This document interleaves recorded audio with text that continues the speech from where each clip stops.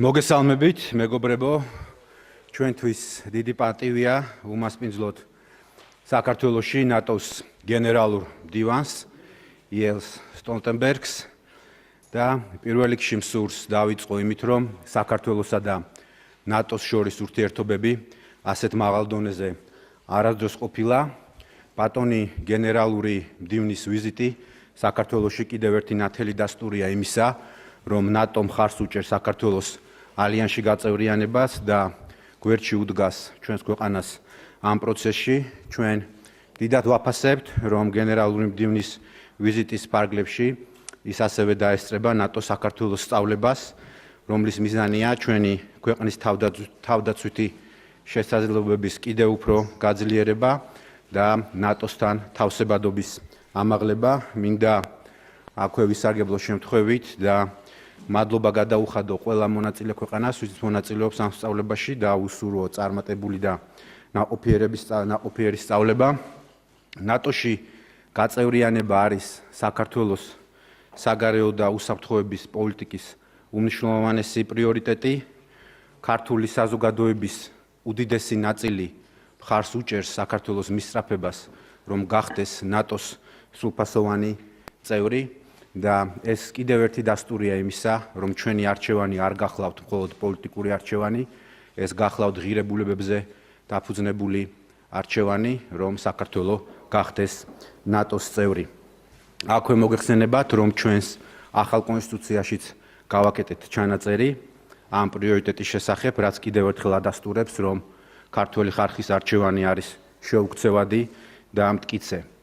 ჩვენ შეხვედრაზე განვიხილეთ საქართველოში ნატოს გაწევრიანების გზაზე მიმდინარე პროგრესი, ევროატლანტიკური ინტეგრაციის გზა, რა თქმა უნდა, გულისხმობს ძალიან ბევრი მნიშვნელოვანი და ფუნდამენტური რეფორმის გატარებას. აღინიშნა, რომ საქართველოს მიერ ნაკისრი ვალდებულებები წარმატებით სრულდება და ინტეგრაციული მექანიზმის ეფექტიანი გამოყენება ეხმარება საქართველოს ნატოში გაწევრიანების საბოლოო მიზნის მიღწევაში. ნატოს მხრიდან კიდევ ერთხელ დადასტურდა ერთგულება იმ გადაწყვეტილების მიმართ, რომ საქართველო გახდება ნატოს წევრი ქვეყანა და კიდევ ერთხელ მსურს მადლობა გადაუხადო გენერალურ მდივანს იმ ძალიან მნიშვნელოვანი მხარდაჭერისადმი, რომელსაც ის ახორციელებს საქართველოს მიმართ.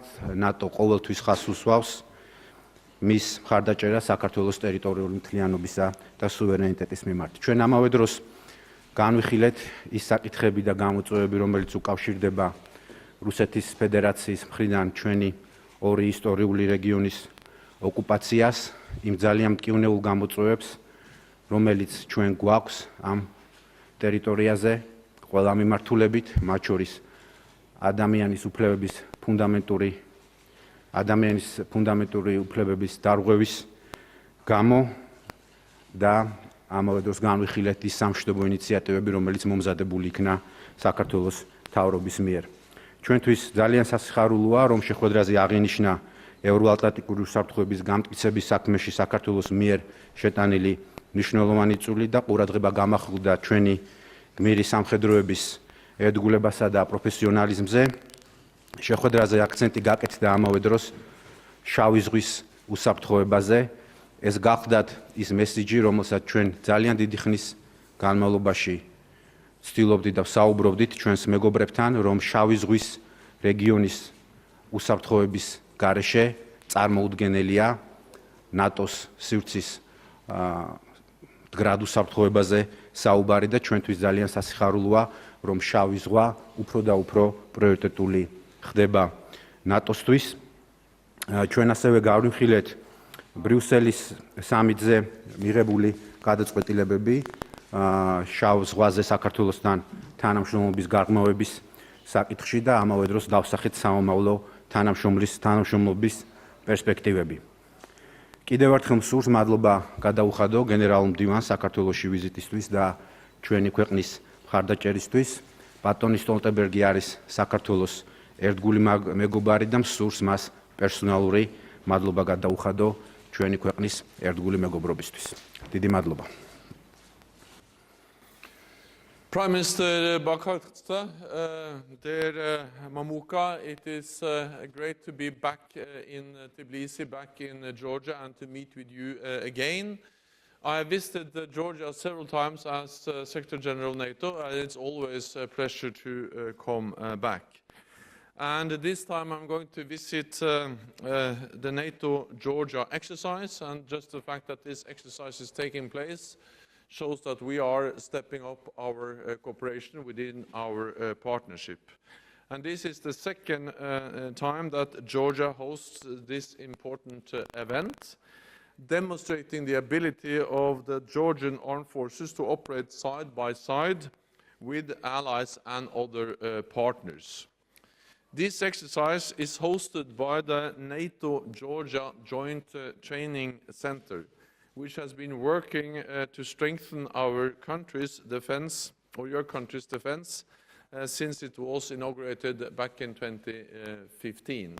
And I was actually there when we inaugurated the center, and it's great to see that the center is now delivering. The center is now playing the key role we hoped it should be when we inaugurated back in 2015. Georgia is a unique partner for NATO. Last summer in Brussels, all NATO leaders reconfirmed the Bucharest decision from 2008 that Georgia will become a member of NATO. You are the largest non-NATO contributor to our rescue support mission in Afghanistan. You contribute to our rescue support mission there, and Georgia also contributes to our NATO response force. And the NATO-Georgia exercise this week demonstrates that we are stepping up our cooperation. Georgia has made a lot of progress in important reforms, including strengthening Parliament's role in overseeing the security sector and the reform of Georgia's judiciary. I was glad to hear that these efforts will continue. Your efforts to modernize the armed forces and to build more effective defense institutions have also been very impressive. I also welcome your commitment to spend 2% of GDP on defense. And I congratulate Georgia for spending 20% of GDP on equipment, 20% of the defense budget on equipment and modernization. This strengthens your military and your contribution to regional security. I welcome your efforts in all these areas. And I encourage you to continue making full use of all the opportunities for coming closer to the NATO alliance and to prepare for membership. NATO fully supports Georgia's territorial integrity within its international recognized borders.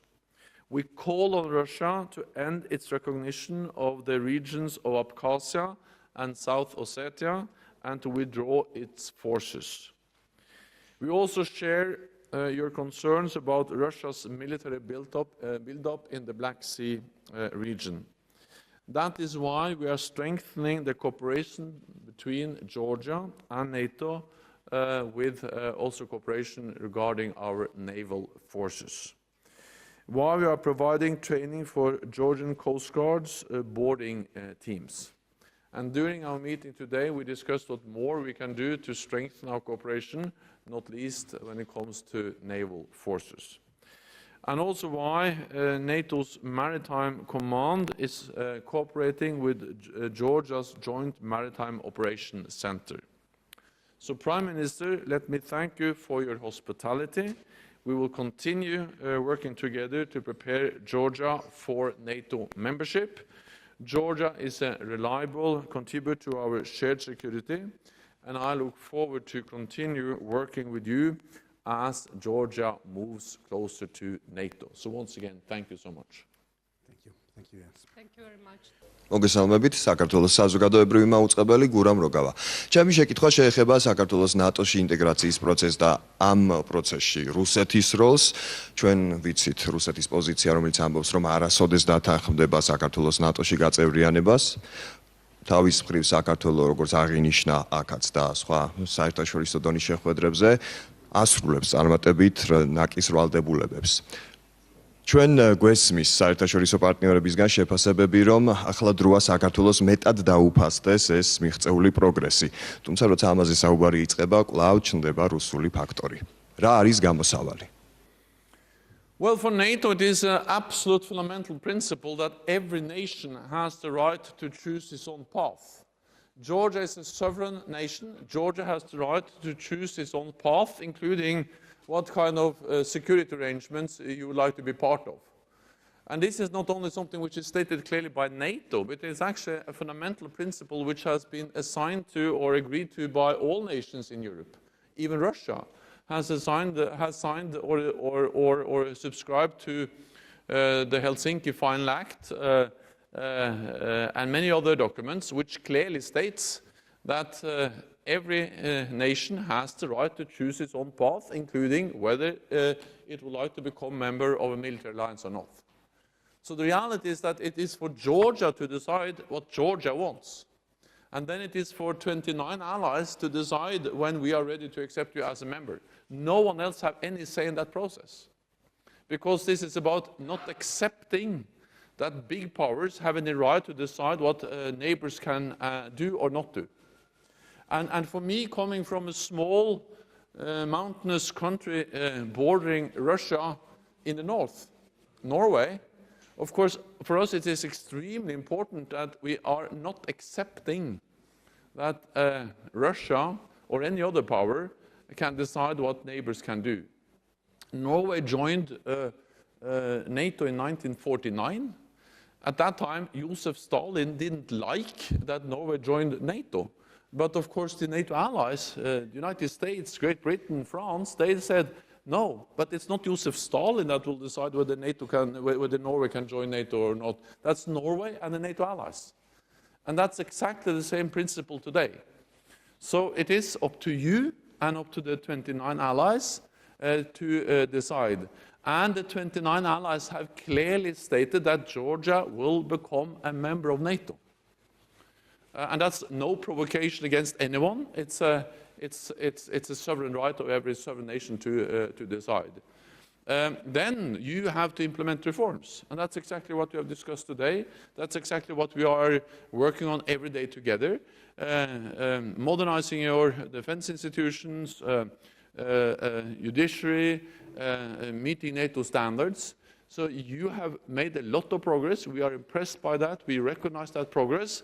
And we encourage you to do even more. We work with you. That's good for Georgia. It's good for NATO because the interoperability, the fact that we are working together in Afghanistan, in the NATO response force, in the NATO exercise here today, all of that is good for NATO and for Georgia. We will continue to do that. And then at the end, it's NATO allies and Georgia that decides when Georgia is becoming a member, no one else. დიდი მადლობა ამ შეკითხვისთვის. ჩვენ დღეს კიდევ ერთხელ მოვისმინეთ ძალიან ძლიერი გზავნილები ნატოს გენერალური მდივნის მხრიდან, რომ ნატო ბუნებრივი აგრძელებს ღია კარის პოლიტიკას და მთავარი გზავნილი არის ის, სწორედ თუ რაც მოვისმინეთ ჩვენ ეხლა ბატონი სტოლტენბერგისგან, რომ არავის არ აქვს უფლება შეუზღუდოს დამოუკიდებელ სახელმწიფოს სუვერენულ ქვეყანას თავისი არჩევანი. და ქართველი ერის არჩევანი ეს გახლავთ ნატოში სრულფასოვანი ინტეგრაცია. შესაბამისად ეს არის საქართველოსა და ნატოს წევრ ქვეყნებს შორის მოლაპარაკების და ურთიერთობის საკითხი და არავის არ აქვს უფლება რომ ამაში შეეცადოს შარევა და შექმნას ბარიერები. ჩვენ ვაგრძელებთ ეფექტურად ამ ინტეგრაციის გზაზე სიარულს. ჩვენ გვესმის რომ ბუნებრივია ერთ დღეში ვერ მოხდება გადაწყვეტილების მიღება, მაგრამ ამავე დროს ჩვენ კიდევ ერთხელ მოვისმინეთ ძალიან ძლიერი გზავნილები, რომ საქართველოს აუცილებლად გახდება ნატოს წევრი. ნატო აგრძელებს ღია კარის პოლიტიკას. მე მინდა კიდევ ერთხელ საზოგადოებას შევახსენო იმ გადაწყვეტილების შესახებ, რომელიც იქნა მიღებული ჩრდილოეთ მაკედონიასთან დაკავშირებით. ამასთან ერთად ჩვენ გვაქვს ის რეფორმათა პაკეტი, რომელიც უნდა განვახორციელოთ, მოვახდინოთ მისი იმპლემენტაცია, კიდევ უფრო დაუახლოვდეთ ნატოს სტანდარტებს და ავამაღლოთ ჩვენი თავსებადობა ნატოსთან. მე დარწმუნებული ვარ, რომ ეს გადაწყვეტილება, ეს პრინციპული გადაწყვეტილება საქართველოსი აუცილებლად დადგება დღე და გახდება რეალობა.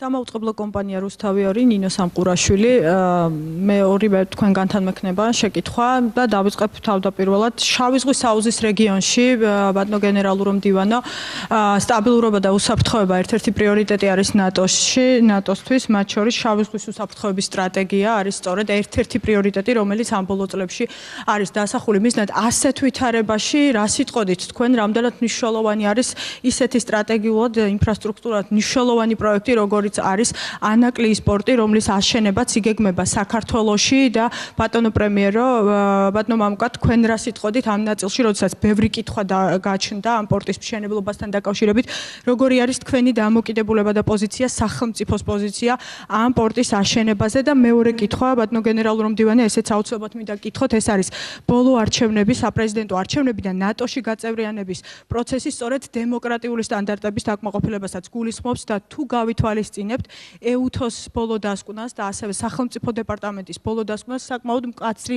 დასკვნა იყო პირველად გამოჩნდა ისეთი ფრაზები როგორიც არის არჩევნების ყიდვა და ხმების ყიდვა და ასე შემდეგ ამ კონტექსტში მინდა გკითხოთ ეს ყველაფერი ხომ არ შეუშლის ხელს საქართველოს ნატოში გაწევრიანების პროცესს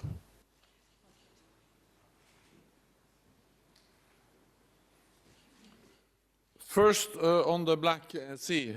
The Black Sea is of great importance for NATO and for Georgia.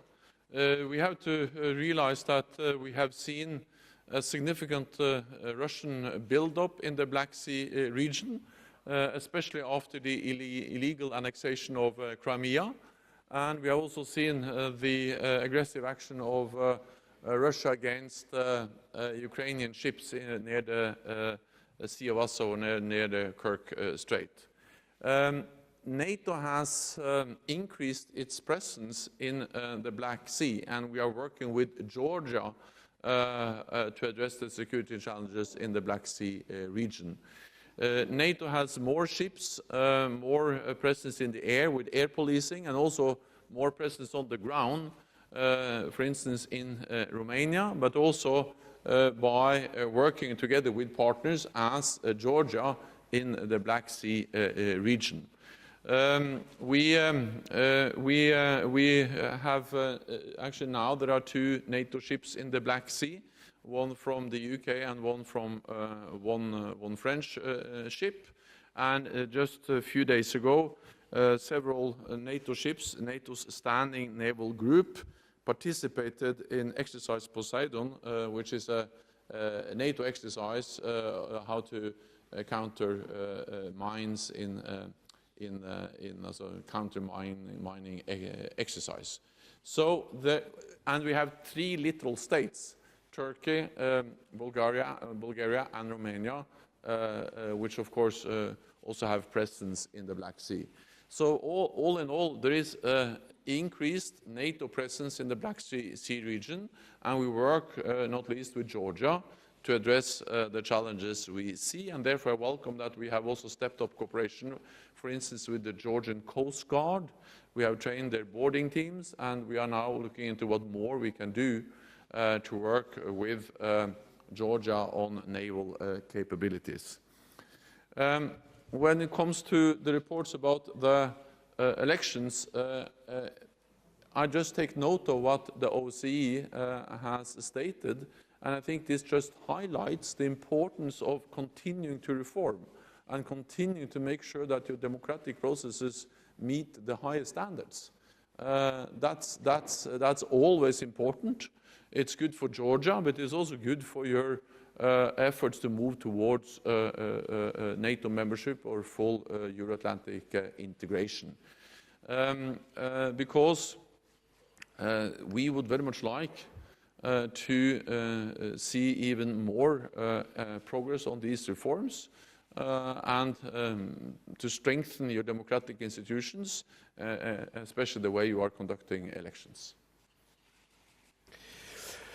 დიდი მადლობა შეკითხვისთვის.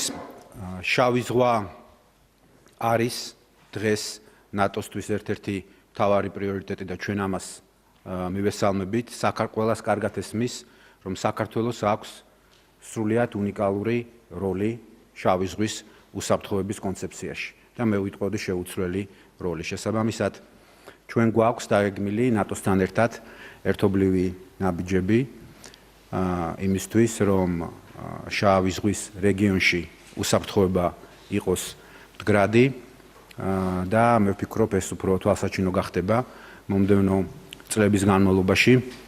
რაც შეეხება ანაკლიის პორტს, საქართველოს აქვს უნიკალური გეოგრაფიული მდებარეობა, ჩვენი ეკონომიკური სტრატეგიის განუყოფელი ნაწილია, რომ საქართველო აუცილებლად უნდა გადავაქციოთ რეგიონალურ ჰაბად, მათ შორის ტრანსპორტის და ლოჯისტიკის მიმართულებით, რომელიც ყველა განზომილებას მოიცავს და რა თქმა უნდა, საქართველოს აუცილებლად ექნება აღმაწვანი პორტი. ჩვენ სულ მხარდაჭერას უცხადებთ ანაკლიის კონსორციუმს, რომ მათ შეძლონ თავიანთი საინვესტიციო ვალდებულების შესრულება. ჩვენ ძალიან აქტიური მონაწილეობა მივიღეთ იმაში, რომ როგორც ჩვენი ევროპელი პარტნიორები, ასევე ამერიკელი პარტნიორები ძალიან მნიშვნელოვან დატვირთვას აძლევენ საქართველოში ხმაწყლოვანი პორტის არსებობას და საქართველოს აუცილებლად ექნება ხმაწყლოვანი პორტი. ასევე მინდა გამოვეხმაურო თქვენი შეკითხვის მეორე ნაწილს. საქართველო არის ლიდერი დემოკრატიული ტრანსფორმაციის გზაზე და ჩვენ გავაგრძელებთ კონსოლიდაციას ჩვენი დემოკრატიის, ჩვენ მივიღეთ კონკრეტული რეკომენდაციები და ეს არის ძალიან ნორმალური პროცესი და იცით, რომ ჩვენი პოლიტიკური გუნდი ამავე დროს პარლამენტში მუშაობს დახვეწაზე კანონების სხვადასხვა მიმართულებით, მათ შორის იმ მიმართულებებიც, რომელზეც რეკომენდაცია იქნა გაცემული როგორც ეუთოს და ასევე ოდირის მიერ. მადლობა. What attempts are being made by Georgia and NATO towards resolving the issue of Russia's occupation of Georgian territory, and what progress has been made?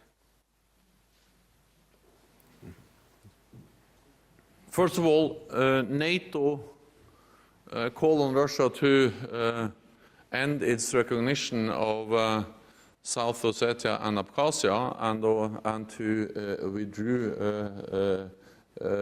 withdraw its forces from these regions, because these regions are part of Georgia. They are a part of Georgia within its internationally recognized borders, and we will never recognize these regions as anything else. They are part of Georgia, and we strongly support the territorial integrity of Georgia, including Abkhazia and South Ossetia.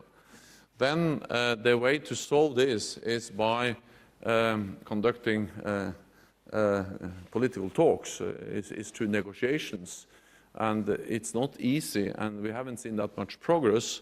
But the framework to address this issue is the talks which are going on in Geneva, and I think I will leave it to the prime ministers to reflect on the progress and the status of those talks. But NATO support those efforts to find a peaceful and negotiated solution to the issue of the regions of Abkhazia and South Ossetia, which are part of Georgia. დიდი მადლობა შეკითხვისთვის. სამწუხაროდ რუსეთი აგრძელებს საქართველოს ტერიტორიის 20%-ის ოკუპაციას. ჩვენ გვაქვს ძალიან მძიმე სურათი ოკუპირებულ ტერიტორიებზე ადამიანის უფლებების დაცვის თვალსაზრისით. ჩვენ ვართ ერთგული ჩვენი სამშვიდობო პოლიტიკის. ჩვენ ვართ ერთგული, რომ ეს პრობლემა და კონფლიქტი უნდა გადაიჭრას სოფლიო თანამეგობრობის ჩართულობით.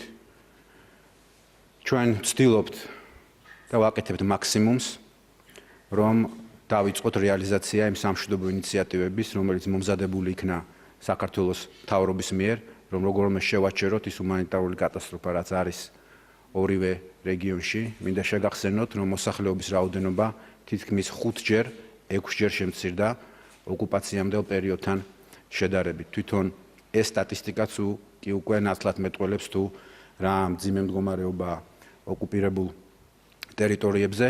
რუსეთმა უნდა შეასრულოს მის მიერ ნაკისრი ვალდებულება, რომელიც აიღო 2008 წელს და გაიყვანოს თავისი სამხედრო ძალები საქართველოს ტერიტორიიდან. ჩვენ ვართ ერთგული სამშვიდობო პოლიტიკის, ჩვენ გვაქვს სრული მხარდაჭერა ჩვენი მეგობარი ქვეყნების მხრიდან, რომ ის სამშვიდობო ინიციატივები, რომელიც იქნა მომზადებული საქართველოს მთავრობის მიერ, არის ერთადერთი სწორი პასუხი იმ გამოწვევებზე, ძალიან მტკივნეულ გამოწვევებზე, რომელიც ჩვენ გვაქვს ოკუპირებულ ტერიტორიებზე. Anna Tervahartila, Finland. Is there a viable and realistic solution for Georgia joining NATO before the situation in Abkhazia and South Ossetia is solved? NATO allies have clearly stated that Georgia will become a member of the alliance, and we are supporting, helping Georgia to meet the NATO standards, to continue to reform, and then to be ready to join. I'm also certain that we will find a way to address and to deal with the issue of South Ossetia and Abkhazia. I will not go into details about that now, but we will continue to provide support, and Georgia will become a member of the alliance. დიდი მადლობა შეკითხვისთვის. საქართველო აუცილებლად გახდება ნატოს წევრი და ეს არის გზავნილი, რომელიც ჩვენ შარშანაც მივიღეთ ნატოს სამიტზე და დიდი მადლობა მინდა გადაუხადო ნატოს ყველა წევრ ქვეყანას ამ მნიშვნელოვანი გზავნილისთვის. ბუნებრივია ის, რომ რუსეთი ახორციელებს ჩვენი ტერიტორიების ოკუპაციას, არ უნდა იყოს ბარიერი იმისთვის, რომ საქართველო იყოს წარმატებული ნატოსთან ინტეგრაციის გზაზე. ეს ეწინააღმდეგება საერთაშორისო წესრიგს, ეს ეწინააღმდეგება და ძირს უთხრის უსაფრთხოების ნებისმიერი ტიპის კონცეფციას ჩვენს რეგიონში. ეს გამოწვევა არ გახლავთ მხოლოდ საქართველოსთვის გამოწვევა და დიდი ტკივილი. ეს არის გამოწვევა მათ შორის ევროკავშირისთვის და ნატოს წევრი ყველა ქვეყნისთვის. აქედან გამომდინარე, ჩვენ ვცდილობთ, რომ მობილიზაცია გაუკეთოთ ჩვენი მეგობარი ქვეყნების ძალისხმევას და დავიწყოთ რეალური სამშვიდობო პროცესი, დავიწყოთ რეალური სამშვიდობო ინიციატივების იმპლემენტაცია ოკუპირებულ ტერიტორიებზე. ჩვენ ვართ სრულად ერთგული სამშვიდობო პოლიტიკის და სრულად ერთგული იმ იდეის, რომ ჩვენი მეგობარი ქვეყნების ძალისხმევის მობილიზაციით შევძლებთ ამ ძალიან მძიმე გამოწვევის დაძლევას. კიდევ ერთხელ მსურს ხაზი გავუსვა, რომ ამ ეტაპზე ძალიან მნიშვნელოვანია, რომ შევაჩეროთ ის ჰუმანიტარული კატასტროფა, რაც არის ოკუპირებულ ტერიტორიებზე, ადამიანის უფლებების უხეში დარღვევები, მათ შორის სიცოცხლის უფლების, მივცეთ წვდომა ჩვენს მოქალაქეებს, რომელიც ცხოვრობენ ოკუპირებულ ტერიტორიებზე, რომ კონდეთ ნორმალური ჯანდაცვა, განათლება და ყველა ის საკითხი, რომელიც ჩამოთვლილია ჩვენს სამშვიდობო ინიციატივაში. ჩვენ ვართ სრულიად ფოკუსირებული სამშვიდობო პროცესზე. დიდი მადლობა.